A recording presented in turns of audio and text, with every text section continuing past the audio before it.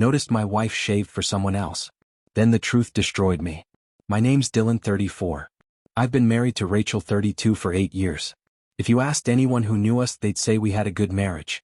Stable jobs, nice house, family that loved us, no kids, but we talked about someday. But here's the thing about betrayal: it doesn't always announce itself with screaming fights or obvious red flags.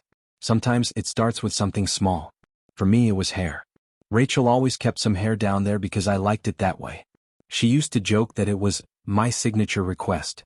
It was one of those intimate little quirks that felt like ours. Then one night, out of nowhere, I noticed it was completely gone. Smooth. Bare. At first, I didn't say anything. People change things up, right? But it nagged at me. Why now? Why the sudden change after all these years? And more importantly, if she knew I liked it the old way, who was she changing it for? I finally asked her about it, half joking.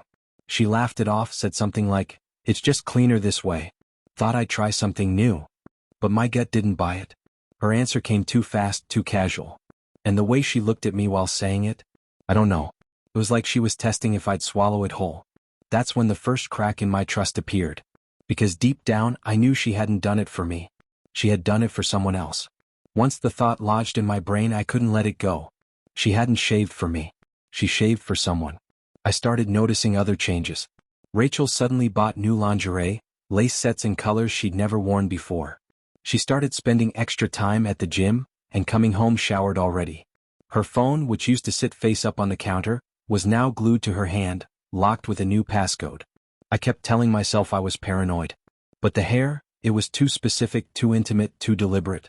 So I followed her. One Thursday, she said she was meeting her friend Emily for yoga. I waited 10 minutes, then drove out after her. My heart was pounding so hard I thought it would explode. She didn't go to the gym.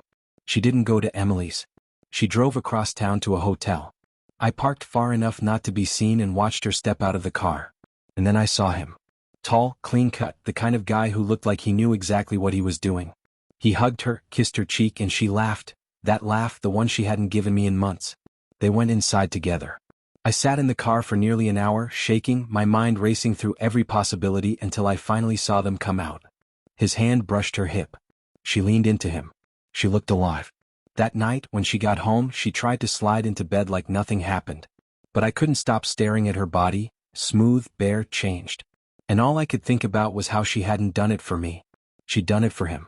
I couldn't hold it in any longer. The next evening, while she was cooking dinner like everything was normal, I snapped. "Who is he, Rachel?" I asked. My voice came out low, shaking with rage. She froze, knife in hand. What are you talking about?" I slammed my fist on the counter. "Don't and lie to me." The hotel. The lingerie. The shaving. "I saw you." The color drained from her face. The knife slipped from her hand and clattered onto the counter. For a second she just stood there trembling, then her legs gave out.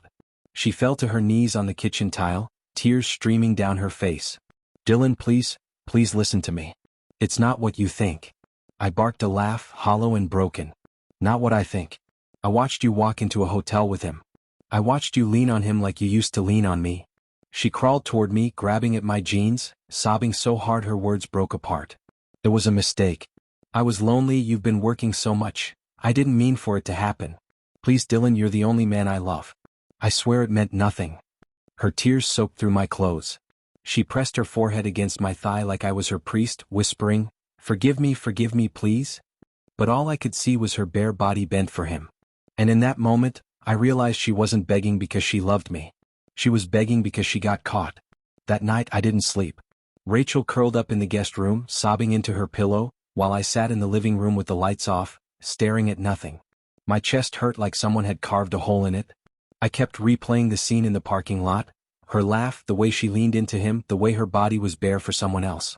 And now, every time I closed my eyes, I saw her on her knees in our kitchen, not out of love, but desperation. The worst part wasn't even the cheating. It was the insult. I had always told her I loved her body the way it was. She knew I preferred her natural. And she still stripped herself for him. She changed for his hands, not mine. When I finally told my family, it was like ripping open the wound all over again. My mom cried, holding my face in her hands, whispering, "You deserved so much better than this." My dad just shook his head, muttering, "Pathetic? She's pathetic." My sister Chloe called Rachel a cheap liar and swore she'd never forgive her.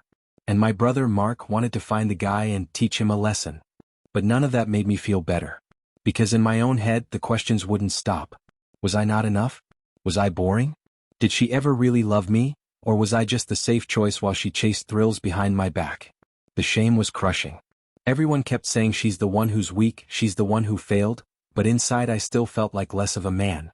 And that was the cruelest part of her betrayal. She didn't just cheat. She made me doubt everything about myself. The next morning Rachel came into the living room looking like hell. Hair a mess, eyes swollen, skin blotchy from crying. Before I could even say a word, she dropped to her knees in front of me, tears already spilling.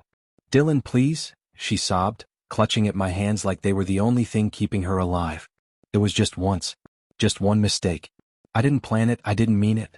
I swear to you it's over. I pulled my hands back. Just once. I spat.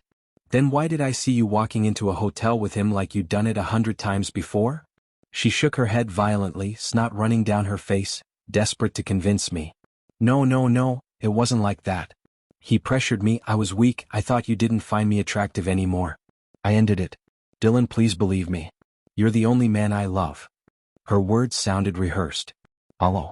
And yet she kept crawling closer, wrapping her arms around my legs, sobbing into my sweatpants, whispering, "Please don't leave me. Please, I'll do anything." The sheer pitifulness of it made me sick. Because here's the thing. Daniel hadn't looked like a man clinging to a one-night mistake. He looked like a man who owned her once.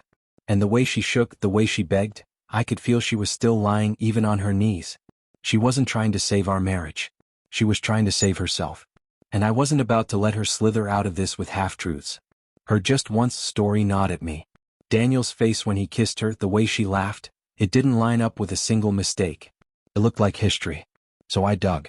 While Rachel was out grocery shopping, I went through her old laptop. She thought she'd hidden everything, but she wasn't careful enough. Buried in her email was a folder of archived messages. Hundreds of them. I opened one at random. "Last night was perfect. I still taste you. You're smoother than ever, just how I like it. Same hotel next weekend?" My stomach flipped. The timestamps went back months. Every late night at the office, every yoga class, every girls' dinner, she had been with him. And the lingerie? Pictures attached to those emails proved it wasn't for me. Photos of her in outfits I never saw, in positions she never gave me. Smiling in ways she hadn't smiled for me in years. When she got home, I confronted her with the printouts. Her legs buckled instantly. She fell to the carpet, sobbing, her hands trembling as she reached for me. Okay, she wailed. It wasn't once. It was more, but I swear, Dylan, I ended it months ago. I chose you. I realized I love you, not him. Please don't throw everything away. She crawled across the floor, clutching at my ankles, her tears soaking through my socks. But all I saw was her bare body bent for him, the words "just how I like it" burned into my brain. And that's when it hit me. She hadn't just cheated. She had transformed herself for him. I couldn't keep it to myself anymore. I told my family. My mom cried when I showed her the messages. She hugged me so tight it hurt and whispered, "You did everything right, Dylan. You loved her. This is her weakness, not yours." My dad's reaction was colder. He looked through the emails, shook his head, and muttered one word, "Trash." Then he left the room, furious silence hanging in the air. My sister Chloe came over that night. She sat on the couch beside me while Rachel sobbed on the floor, begging at my feet again. Chloe looked down at her with pure disgust. "Pathetic," she said, spitting the word like venom. "You begged Dylan to love you while you spread yourself for someone else. Don't ever call yourself his wife again." Rachel reached for her too, hands trembling, voice cracking. "Chloe, please, I made a mistake. I swear I never stopped loving him." Chloe yanked her arm back like she'd touched poison. "You don't love anyone but yourself." Even my brother Mark, who usually tries to keep the peace, was livid. He offered to have a talk with Daniel, but I told him it wasn't worth it. Daniel wasn't the only problem. Rachel was. The family group chat exploded. Some cousins whispered that maybe Rachel deserves a second chance, but I shut them down. She had hundreds of chances, I texted back. Rachel meanwhile tried to spin it. She called my mom, begged her to mediate. She left voicemails for Chloe, sobbing that she couldn't live without her support. Nobody bought it. Because by then everyone could see what I saw. She wasn't strong. She wasn't repentant. She was weak, pathetic, begging, Not because she loved me but because she couldn't survive without me. After weeks of Rachel crying at my feet, crawling across the floor, begging with snot and tears, something in me shifted. The rage that used to shake me was still there, but now it had an edge. I didn't just want her gone. I wanted her ruined. At first, my mind went to extremes. I imagined blasting her photos across social media, reading her emails aloud at a family gathering, or even showing up at her job with the printouts. But the more I thought about it, the more I realized that would be too easy for her. Too quick. No. I wanted her to suffer slowly the way I had. So I started planting seeds. When her best friend came by, I accidentally left an email thread open on the counter. The one with her lingerie photos attached. I didn't say a word. By the next day, Rachel's friend wasn't answering her texts anymore. At her job, I sent an anonymous email to HR with a few carefully chosen messages about late nights at the office. No context. Just enough to raise questions. A week later, Rachel came home in tears, clutching a box of her things. "They let me go," she sobbed on the kitchen floor. "And Daniel? I didn't even need to lift a finger. The fact that he was the guy who demanded another man's wife shave herself bare for him, that reputation spread on its own. He became a walking punchline." Meanwhile, Rachel doubled down on the theatrics.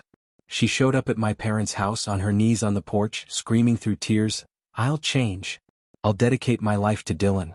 Please, please don't leave me like this." My mom slammed the door in her face. Every sob, every desperate voicemail, every kneeling breakdown only fueled me more.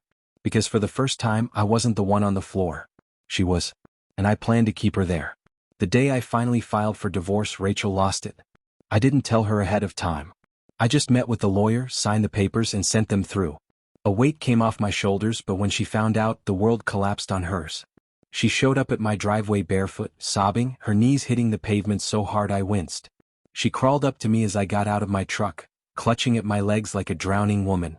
"Dylan, please. Don't do this. Don't leave me," she wailed.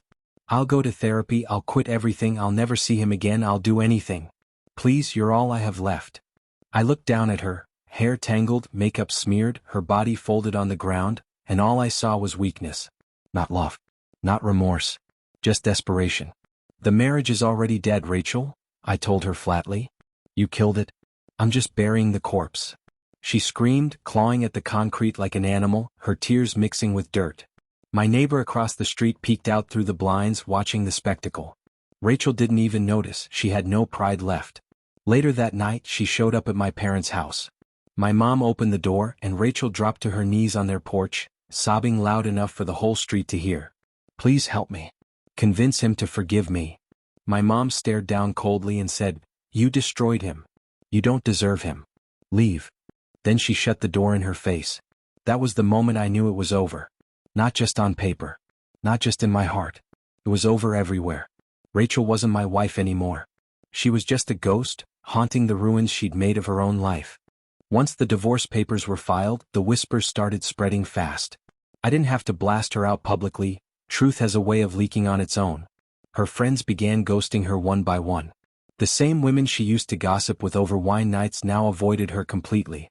I knew why. I'd made sure a few of those emails accidentally reached their eyes. They saw who she really was. At her job, it was even worse. After the anonymous tips I'd sent, she was let go quietly. She tried to tell people it was budget cuts, but word trickled out that it wasn't. No one wants a coworker known for sneaking off to hotel rooms while her husband pays the bills. Even her family started pulling away. Her mom called me once, crying, saying Rachel admitted she made mistakes. I laughed bitterly and said, "Mistakes? That's not what you call months of hotel rooms." After that, the call stopped. Daniel wasn't spared either. People in town knew. He became the punchline, the guy who begged another man's wife to change her body for him, then watched her crawl back to her husband's doorstep on her knees, sobbing. His friends turned on him. He started drinking heavily. Meanwhile, Rachel was radioactive. Everywhere she went, people stared. At the grocery store, a woman whispered loud enough for her to hear, "That's the one who cheated." She told me through sobs one night that she couldn't go out without feeling judged. And me? For the first time in months, I walked with my head high. I wasn't the one begging. I wasn't the one crying on the floor. She was. And the best part? I didn't even have to ruin her. She did it to herself. By now, Rachel was already in pieces, jobless, friendless, crawling from house to house like a stray. But I wasn't finished. Not yet. See, she loved her image. That sweet, loyal wife mask she wore for years, the one who posted anniversary pictures and wrote gushy captions about forever love. She lived for that praise. And I wanted to burn it to ash. So I went strategic. Her old college friends? I slipped them a few screenshots from her secret folder. Emails where she bragged about sneaking around, photos and lingerie they'd never imagine her wearing. Within a week they blocked her. Her church group? They got a polite anonymous message. Do you know where Rachel really spent her weekends? The whispers grew until she couldn't show her face there anymore. And the final blow? I sent her father a copy of one of Daniel's emails where he wrote, "You're smoother than ever, just how I like it." Her dad, a strict old-school man, didn't take it lightly. He called me, voice shaking with shame and rage, and said, "She's not welcome in this family." When Rachel found out, she showed up at my door again. Knees hitting the porch, mascara streaking, her voice cracking so badly she could barely form the words. "Why are you doing this? You've taken everything from me. Please, Dylan, I'll die without you. I'll do anything, just give me one more chance." I looked down at her, this broken, pitiful figure sobbing in the dirt, and felt nothing but cold satisfaction. "I'm not doing this to you," I told her flatly. "You did it to yourself. I'm just making sure no one ever forgets." Her scream echoed into the night as I shut the door. For the first time, I didn't feel broken. I felt in control. For a while, the revenge kept me warm. Watching Rachel lose everything, her friends, her job, her family, felt like justice. Every voicemail she left me, crying and begging, was proof that I'd won. But when the nights got quiet, the silence hit harder than her screams ever did. I'd sit alone in the house, staring at the walls where our wedding photos used to hang, bourbon in my hand. I'd scroll through those old emails and pictures like picking at a scab, torturing myself with proof of her betrayal. And every time I saw those words, "just how I like it," I'd hear Daniel's voice in my head, see Rachel's bare body bent for him. I thought breaking her would fix me. But it didn't. The truth was, even as she crumbled, I was still hollow. I was still the guy who got humiliated, the guy whose wife changed her body for another man. I was still the husband who wasn't enough for the woman who vowed to love me. Chloe stopped by one night, found me drunk on the couch with the lights off. She sat next to me, held my hand and whispered, "You've destroyed her, Dylan. Don't destroy yourself too." I'll try tough love. Dragged me to the gym, told me, "If you don't fight back for yourself, she still wins." Even my dad, who barely speaks, looked me dead in the eye and said, "Son, don't let her ruin the rest of your life. She already took enough." And that's when it clicked. I could burn Rachel's life down to nothing, but if I stayed in the ashes with her, then I wasn't winning. I was just as ruined. The night my dad said, "She already took enough," something finally snapped in me. I realized he was right. Rachel had taken years of my life, my trust, my dignity. And here I was, handing her the rest by drowning in bourbon and silence. So I started small. The bottle went first. I poured the whiskey down the sink, every drop burning like her lies. Kyle dragged me to the gym again, and this time I stuck with it. At first it felt pointless, just sweat and sore muscles, but slowly it turned into therapy. Every rep was a piece of rage leaving my body. Then I picked up a camera. An old DSLR I hadn't touched in years. I started taking it on walks, then hikes, snapping photos of anything. Sunsets, city lights, stray cats on fences. For the first time in months, I felt like I was creating instead of destroying. And then came travel. Rachel always said she wasn't a travel person, so we never went far. But now, nothing was stopping me. I booked a solo trip to Colorado, hiked the Rockies, stood under skies so wide it made me feel small in the best way. I remember standing at the top of a mountain, cold air burning in my lungs, whispering to myself, "This is mine. My life. Mine." Back home, my family noticed. Chloe told me, "You look lighter." My dad nodded in approval. Kyle grinned and said, "You look better single than you ever did married." And for once I laughed. Because I finally understood. Rachel's betrayal wasn't proof that I wasn't enough. It was proof that she wasn't. And I wasn't living in her shadow anymore. I was finally living for me. As I built myself back up, Rachel was collapsing further. I'd hear things through mutual acquaintances. She was couch surfing, living out of bags, crying to anyone who would listen. The other guy? He dumped her months ago, moved on like she was nothing. Her old friends avoided her calls. Even her own family kept her at arm's length, embarrassed by her choices. One night, she showed up at my driveway again. Skinny, hollow-eyed, mascara-streaked. She dropped to her knees the second she saw me, hands pressed together like she was praying. "Dylan, please, she sobbed. I've lost everything. Please don't let me lose you too. I'll change. I'll dedicate my life to you. Just give me one more chance. I stood there, calm for the first time. I looked at this broken shell of the woman I once thought was my partner and felt nothing but pity. You already lost me, I said quietly. And you'll never get me back. I closed the door on her one last time. That same week, I booked a flight overseas. I spent 2 weeks in Iceland, black sand beaches, waterfalls, the northern lights. I remember standing under the aurora, my camera in hand, feeling more alive than I had in years. Rachel was somewhere on her knees, begging. I was on my feet, finally living. It's been over a year since I first noticed that one small change. Rachel shaving herself bare for a man who wasn't me. A year since the hotel rooms, the lies, the emails, the nights of begging on her knees while I stared at her like a stranger. A year since I thought my life was over. But here's what I've learned. 1. Cheating isn't a mistake.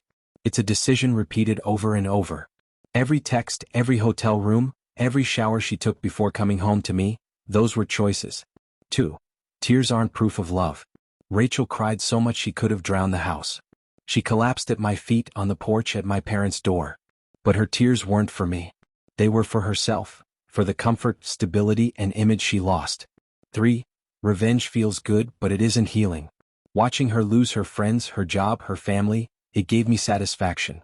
But it didn't fix me. What fixed me was the gym, the camera, the mountains, the freedom of standing under foreign skies with no one holding me back. 4. Family matters. My parents, Chloe, Mark, they carried me when I couldn't carry myself. When the lies cleared, the people who truly loved me never wavered. 5. I was enough. For months, I tortured myself asking, why wasn't I enough? Why did she change her body for him, not me? But the truth is simple, I was enough. Her betrayal didn't expose my weakness, it exposed hers. If you're reading this because you've been cheated on, hear me, it will hurt like hell. You'll question everything. You'll feel small, humiliated, broken. But you will rise. And when you do, you'll see the truth. Their betrayal doesn't define you. Their lies don't shrink your worth. Rachel thought she broke me. Daniel thought he replaced me. But all they did was free me. And now, I'm not just surviving.